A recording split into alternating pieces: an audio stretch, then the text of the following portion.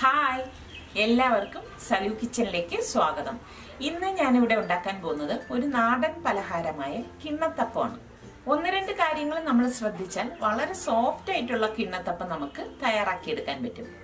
അതായത് നമ്മൾ അരയ്ക്കുമ്പോൾ നല്ല മഷി പോലെ വേണം ഇത് അരച്ചെടുക്കേണ്ടത്.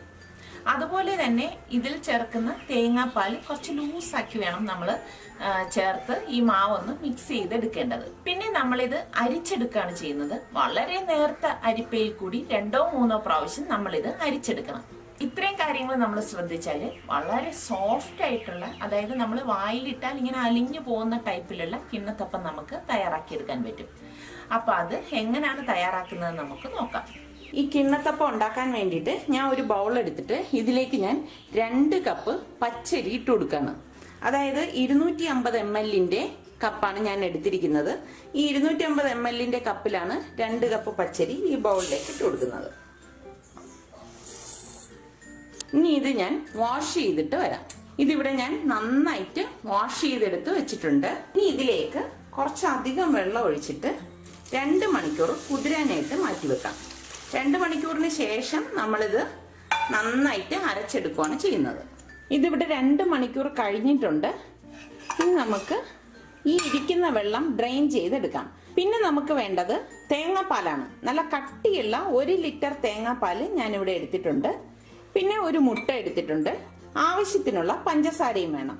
ഇത് നമ്മൾ ഈ അരി ഡ്രെയിൻ ചെയ്ത ശേഷം ഈ എടുത്തു വെച്ചിരിക്കുന്ന തേങ്ങാപ്പാൽ കുറച്ച് ഒഴിച്ചിട്ടാണ് ഇത് നന്നായിട്ട് അരച്ചെടുക്കുന്നത്. എങ്ങനെയാണ് അരച്ചെടുക്കുന്നത് നമുക്ക് നോക്കാം. ഒരു മിക്സിയുടെ ജാർ എടുത്തിട്ട് ഇതിലേക്ക് നമ്മൾ ഈ ഡ്രെയിൻ ചെയ്ത് വെച്ചിരിക്കുന്ന അരി ഇട്ട് കൊടുക്കാം. അരി ഞാൻ ഇതിലേക്ക് ഇട്ടിട്ടുണ്ട്. ഇനി ഇതിലേക്ക് ഞാനിവിടെ ഒരു മുട്ട എടുത്തിട്ടുണ്ട്. ഈ മുട്ട പൊട്ടിച്ച് ഒഴിച്ചു കൊടുക്കാം.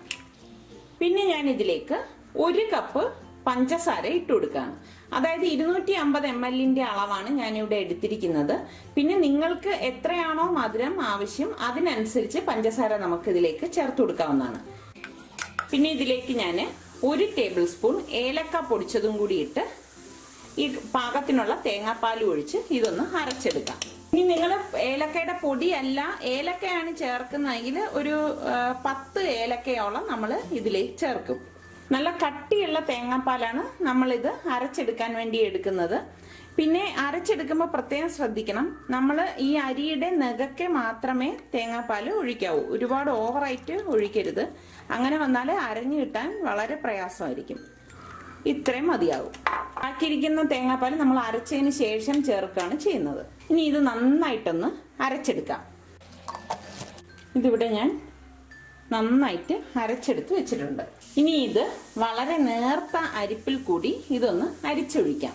ഞാനിവിടെ ചായ അരിക്കുന്ന അരിപ്പാണ് എടുത്തിരിക്കുന്നത്. ഇതിൽ കൂടി വേണം നമ്മൾ അരിച്ചൊഴിക്കേണ്ടത്.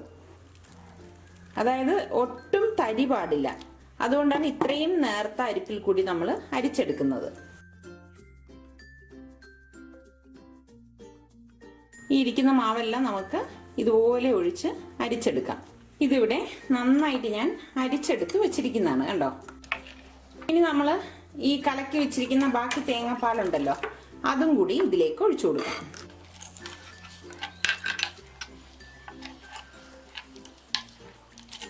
ഇത് നന്നായിട്ട് ഞാൻ വീണ്ടും മിക്സ് ചെയ്ത് വെച്ചിട്ടുണ്ട്. വീണ്ടും ഒന്നും കൂടി നമുക്കിതൊന്ന് ഈ ചായ അരിപ്പിൽ കൂടി തന്നെ ഒന്ന് അരിച്ചെടുക്കണം. അരിച്ചെടുക്കാനുള്ള സൗകര്യത്തിന് ഞാൻ ഈ ബൗളിലേക്ക് ഒഴിക്കുകയാണ്. ബൗളെടുത്തിട്ട് വീണ്ടും ഈ ചായ അരിപ്പിൽ കൂടി ഒഴിച്ചെടുക്കാം.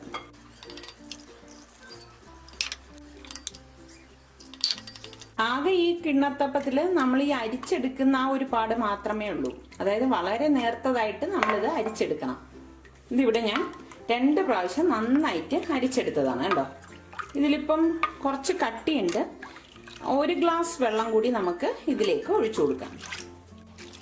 അതായത് 1 ലിറ്റർ തേങ്ങാപ്പാലാണ് ഞാൻ ഇതിലേക്ക് ഒഴിച്ചത്. 250 ml 1 കപ്പ് കൂടി ഞാൻ ഇതിലേക്ക് ഒഴിച്ചു കൊടുക്കുകയാണ്. തേങ്ങാപ്പാൽ വേണമെങ്കിൽ തേങ്ങാപ്പാൽ ഒഴിച്ചു കൊടുക്കാം. ഇപ്പം നല്ല കട്ടിയുള്ള തേങ്ങാപ്പാലാണ് ഞാൻ 1 ലിറ്റർ ഒഴിച്ചത്. അതുകൊണ്ടാണ് ഞാനിപ്പം 250 ml കപ്പിൽ 1 കപ്പ് വെള്ളം ഇതിലേക്ക് ചേർത്തത്. നന്നായിട്ടൊന്ന് ഇളക്കി കൊടുക്കാം. ഇത്രയേ ഉള്ളൂ. ഈ കിണ്ണത്തപ്പത്തിന്റെ മാവ് ഇവിടെ തയ്യാറായിട്ടുണ്ട്. ഈ കിണ്ണത്തപ്പത്തിന്റെ മാവ് നമ്മൾ കോരി ഒഴിക്കുന്നത് ഇതുപോലെ ഒരു പാത്രത്തിലാണ്.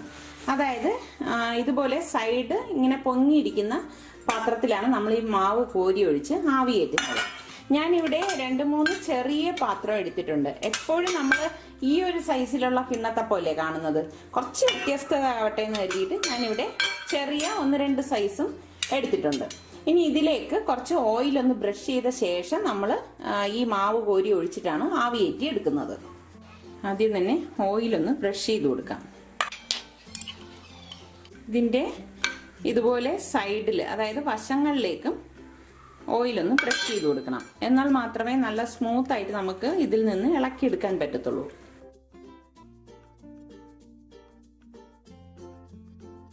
ഇനി നമ്മളിത് കോരി ഒഴിക്കുമ്പോൾ നന്നായിട്ടൊന്ന് ഇളക്കണം. ഇത് നല്ലതുപോലെ ഇളക്കിയ ശേഷം മാത്രമേ നമ്മൾ ഇതിലേക്ക് കോരി ഒഴിക്കാവൂ.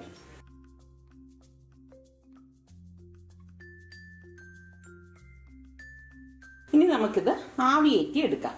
ആവിയേറ്റാൻ വേണ്ടിയിട്ട് ഇതുപോലെ കുറച്ചധികം വെള്ളം ഒഴിച്ച് അതൊന്ന് തിളയ്ക്കുമ്പോഴേക്ക് ഇതിന്റെ മേൽത്തട്ട് വെച്ച് കൊടുക്കാം.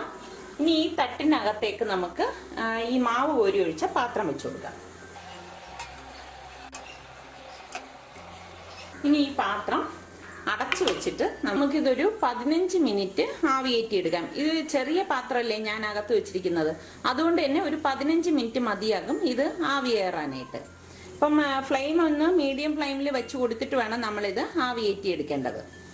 ഇതിവിടെ 15 മിനിറ്റ് കഴിഞ്ഞിട്ടുണ്ട്. ഇനി ഇതിൻ്റെ അടപ്പൊന്ന് മാറ്റി നോക്കാം. ഇതിൻ്റെ അടപ്പ് മാറ്റുമ്പോൾ എപ്പോഴും സൂക്ഷിക്കണം, സ്റ്റീം കയ്യിലടിക്കാതെ നോക്കണം. സ്റ്റീം കയ്യിലടിച്ചു കഴിഞ്ഞാൽ കൈ പൊള്ളാൻ സാധ്യത കൂടുതലാണ്. ഇതിവിടെ റെഡി ആയിട്ടുണ്ട്. റെഡിയായോ എന്ന് അറിയാൻ വേണ്ടിയിട്ട് നമ്മൾ ഒരു ടൂത്ത് പിക്കോ സ്ക്യൂറോ കൊണ്ട് ഇതിൻ്റെ അകത്തൊന്ന് കുത്തി നോക്കിയാൽ മതി. നല്ല ക്ലിയർ ആയിട്ടാണ് ഇത് വന്നിരിക്കുന്നത്. അപ്പം ഇതിൻ്റെ അർത്ഥം ഇത് ഇവിടെ പാകത്തിന് വെന്ത് വന്നു എന്നാണ്. ഇനി നമുക്കിത് പുറത്തേക്ക് എടുത്തിട്ട് അടുത്ത പാത്രം വെച്ച് മാവ് ഒഴിച്ചു കൊടുക്കാം. പ്രത്യേകം ഒരു കാര്യം ശ്രദ്ധിക്കണം, നമ്മളിത് പുറത്തെടുത്ത് ഒന്ന് തണുത്ത ശേഷം മാത്രമേ നമ്മൾ ഈ പാത്രത്തിൽ നിന്ന് പുറത്തേക്ക് എടുക്കാവൂ. അല്ലെങ്കിൽ ഇത് പൊട്ടിപ്പോവാൻ സാധ്യത വളരെ കൂടുതലാണ്. അടുത്ത് ഞാൻ കുറച്ച് വലിപ്പമുള്ള പ്ലേറ്റാണ് വെക്കുന്നത്.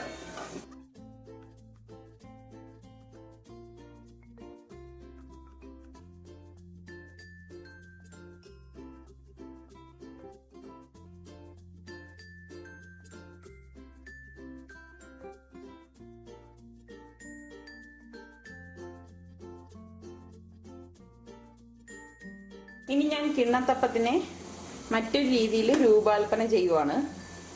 കണ്ടോ, ഞാനിവിടെ സിലിക്കോൺ മോൾഡ് എടുത്തിട്ടുണ്ട്.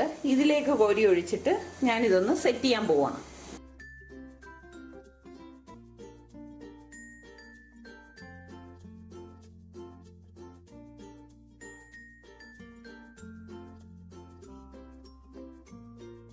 ഇത് ഇവിടെ ഒരു 20 മിനിറ്റ് ആയിട്ടുണ്ട്. ഇനി ഇതിന്റെ അടപ്പൊന്ന് മാറ്റി നോക്കാം. കണ്ടോ, പാകത്തിന് വെന്ത് വന്നിട്ടുണ്ട്. ഇനി നമുക്കിത് പുറത്തേക്ക് എടുത്തിട്ട് തണുത്ത ശേഷം ഈ മോൾഡിൽ നിന്ന് വെളിയിലെടുക്കാം. കിണ്ണത്തപ്പം ഇവിടെ നന്നായിട്ട് തണുത്തിട്ടുണ്ട്. ഇനി നമുക്ക് ഈ തട്ടയിൽ നിന്നത് പുറത്തേക്ക് എടുക്കാം. ഇങ്ങനെ ഇതിന്റെ വശങ്ങൾ ജസ്റ്റ് ഒന്ന് പിടിച്ചു കൊടുത്താൽ മതി, പെട്ടെന്ന് തന്നെ ഇളകി കിട്ടുന്നത്. കണ്ടോ, എന്ത് സോഫ്റ്റ് ആണെന്നറിയാവോ ഇത്? നിങ്ങൾക്ക് നോക്കിയാൽ തന്നെ അറിയാം. എൻ്റെ കൈ ട്രാൻസ്പെറൻ്റ് ആയിട്ട് അതിൻ്റെ ഉള്ളിലൂടെ കാണുന്നത് കണ്ടോ? അത്ര മൃദുവാണ് ഈ കിണ്ണത്തപ്പം. വളരെ പെട്ടെന്ന് തന്നെ തയ്യാറാക്കി എടുക്കാൻ പറ്റുന്ന കിണ്ണത്തപ്പം ഇവിടെ തയ്യാറായിട്ടുണ്ട്. ഇത് വളരെ സോഫ്റ്റ് ആയിട്ടുള്ള ഒരു കിണ്ണത്തപ്പമാണ്. അപ്പം നിങ്ങൾ എല്ലാവരും ഇത് ട്രൈ ചെയ്ത് നോക്കണം. ഇത് ഞാൻ സിലിക്കോൺ മോൾഡിൽ ഉണ്ടാക്കിയെടുത്തതാണ്. ഇതൊക്കെ നിങ്ങളുടെ ഇഷ്ടത്തിനനുസരിച്ച് നമുക്കിതിൻ്റെ ഷേപ്പിനൊക്കെ മാറ്റം വരുത്താം.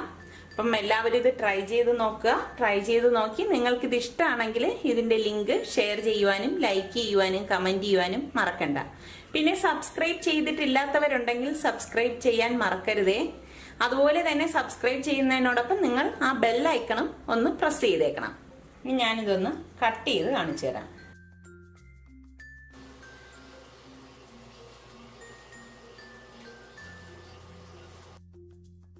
കണ്ടോ, ഇത് വളരെ സോഫ്റ്റ് ആയിട്ടുള്ള ഒരു കിണ്ണത്തപ്പമാണ്. ഞാനിതൊന്ന് ടേസ്റ്റ് ചെയ്തിട്ട് പറഞ്ഞുതരാം. ശരിക്കും വായിലിട്ടാൽ അലിഞ്ഞു പോകുന്ന തരത്തിലാണ് ഈ കിണ്ണത്തപ്പം ഇരിക്കുന്നത്. പാകത്തിനുള്ള മധുരമുണ്ട്, നല്ല ഏലക്കയുടെ ഫ്ലേവറും ഒക്കെ ആയിട്ട് നല്ല ഒരു ടേസ്റ്റാണ്. അപ്പം നിങ്ങൾ എല്ലാവരും ഇതൊന്ന് ട്രൈ ചെയ്ത് നോക്കുക.